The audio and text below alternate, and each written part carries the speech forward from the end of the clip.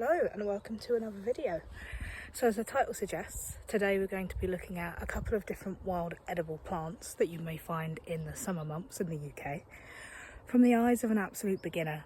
And the reason I say beginner is because I'm not an expert when it comes to any kind of plants, fungi, anything like that.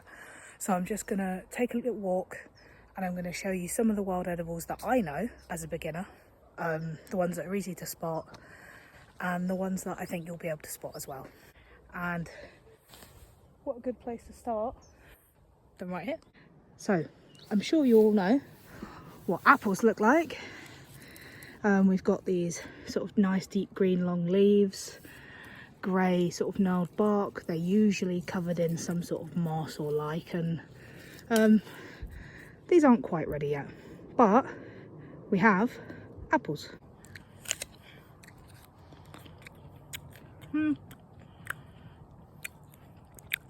Yeah, I'd say they're ready.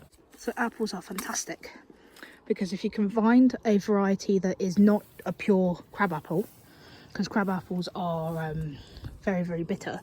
So if you can find a variety that's sort of been mixed with one of our domestic apples, then they won't be as bitter. So the next wild edible I'm going to show you, and we're going from the ones that are going to be the most recognisable first, and then we'll do the obscure ones. So the next wild edible I'd like to show you is the raspberry. I'm sure we can all recognise a raspberry. They are sort of a pinky red, more pinkish. They've got pronounced hairs on them, and when you pick them off, they should come off completely hollow. So raspberries are quite easy to identify. They usually grow on these sort of long, really deep woody brown stems. They can be spiky, but this one's quite young, so it's not too spiky. And you're looking for slightly rounded, really sort of lime green leaves. And if you turn them over, you'll notice that they're almost grey on the underside. They also have slight serrations or spines on the underside as well, so just be careful when you're handling them. Now, behind me is a slightly more obscure one.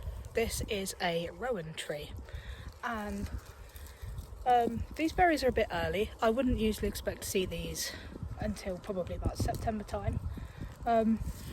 You can identify Rowan by its sort of grey bark, kind of got a stripy vibe to it, and it has leaves that are parallel to each other, and they're long, and they also have slight serrations on the edge, but they're not sharp or anything, so they're perfectly good to handle.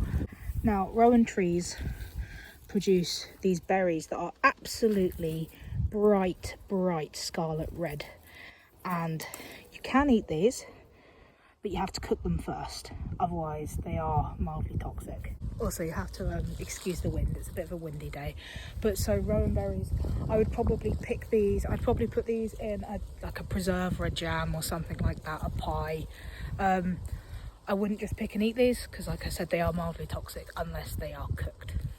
And just another quick fun fact about the Rowan tree, it's a member of the ash family, so it's also a good wood for making longbows out of. But perhaps we'll say a bit more about that in another video. Now, under absolutely no circumstances am I going to try and harvest one of those, but these long, almost like fluffy brown sausages, that is cattail. Cattail is really interesting because you can use the head of it as a flash tinder for lighting fires. The stalk, when dried, is good for hand drill fires as a spindle, but the root is also edible. However, I have not tried it because I'm not brave enough, but there's another one for you. As we enter the forest, you'll notice that we are overrun with stinging nettles.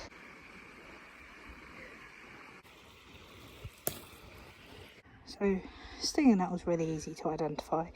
They have that classic elongated leaf, and obviously when you touch them they sting you. But the bit we're actually interested in this time of year are these little flowers on the end. They look kind of like tendrils almost. And they're interesting because you can pick those and you can eat them as is if you're brave enough. They don't sting you. Or you can grind them up and add them to things like bread. So when you're looking for wild edible plants, obviously you're looking up, you're looking around. But you've also got to remember to look down. So if you look down, you may find wood sorrel. Wood sorrel is a fantastic wild edible. It grows near damp areas, so water, damp forests. And you can recognise it by the 3 heart-shaped leaves. And it's another one that you can just pick and eat. It has a sort of sour apple, lemony taste to it.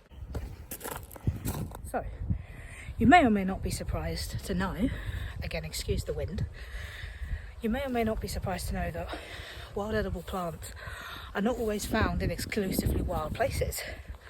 So, what we have here is something called pineapple weed. This is a very interesting species. It's got leaves that look almost like the boughs of some sort of coniferous tree. Flowers that look like upside down pineapples.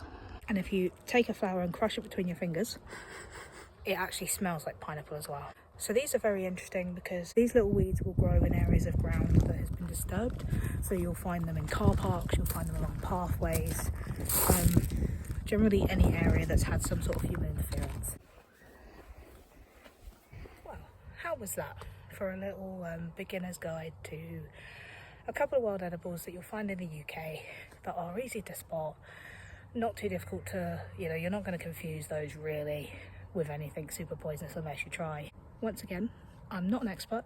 I've done a lot of reading and things like that. I've watched a couple of tutorials and I've been out with a couple of people that know their stuff. So as far as I'm concerned, if I can spot them, you can spot them. And if you can spot them, I can spot them. However, because I'm not an expert, sometimes I get things wrong. If I got something wrong, let me know, because sharing is caring and knowledge is power. But anyway, that's enough gabbing from me. So thanks for watching. If you like what you see, want to see more videos from me, like, subscribe, leave a comment, you know how it is, blah blah blah. And if you'd like me to do some more wild edibles, so spring, summer, autumn, winter, stuff like that, let me know in the comment section. So thanks for watching, and I'll see you in the woods.